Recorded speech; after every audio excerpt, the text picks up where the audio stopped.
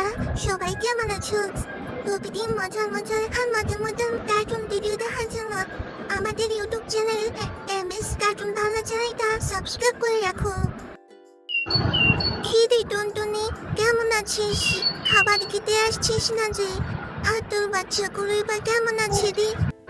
টুনি কান্না ভেজা কণ্ঠে, কি খাবো দিদি? তুমি তো জানো আমার স্বামী দ্বিতীয় বিয়ে করে নিয়েছে। এখন সে আমার সন্তানগুলোকেও তার সাথে নিয়ে গেছে।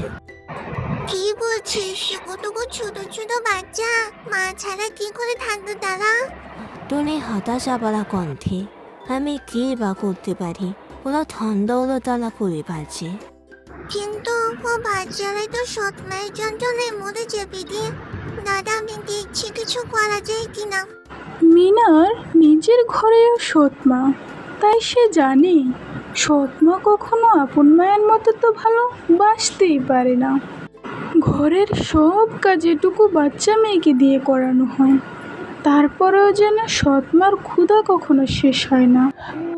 এদিকে টুনির বাচ্চারাও খিদায় তৃষ্ণায় ক্লান্ত। সৎমা, ও সৎমা, আমাদেরকে একটু খাবার দাও। আমরা খিদায় তো শেষ হয়ে যাচ্ছি।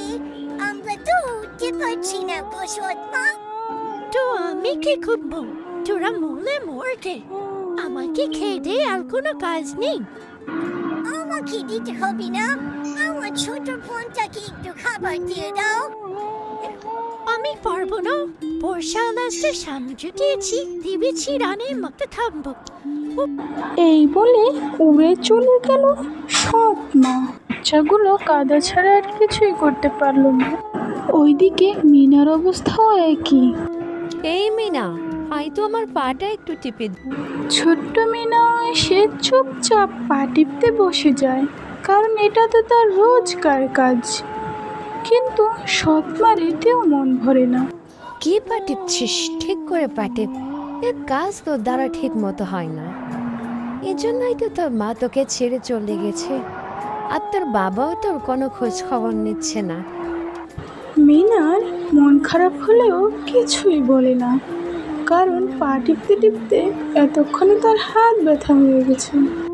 মা, ও মা, আমার হাত ব্যথা করছে যে, এবার আমি যাই মা। ঘুম নেই তোর বাহানা শুরু হয়ে গেল না? আজকে আমার ঘুম না দ্বারা পর্যন্ত বসে বসে আমার পাতে বিটুই। সৎমার পা টিপে মিনা সবে মাত্র ঘুমোতে এলো। হঠাৎ মনে হলো কেউ যেন তাকে ডাকছে।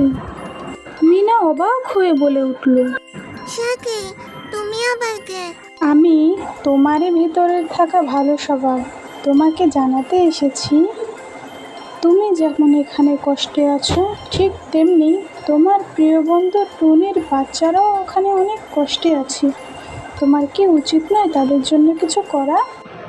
ছোট মানুষ তো আমি কি বা করতে পারি? আমার কথা কি কেউ শুনবে? ঠিকই তো, ও তো দুটো বাচ্চা মেয়ে, ও কি বা করতে পারে? দুষ্টু বুদ্ধি, তুই কোথা থেকে এলি? কোনো ভালো চিন্তাধারার ভিতরে তুই চলে আসিস, যা ভ্যানিস। কি মজা, দুষ্টু বুদ্ধি চলে গেছে, কি মজা। সে চলে গেছে, কিন্তু তুমি মনে রাখবে, কারোর জন্য ভালো করলে তার প্রতিদান সবসময় ভালো হয়। প্লিজ ভালো লাগলে একটা লাইক করবেন।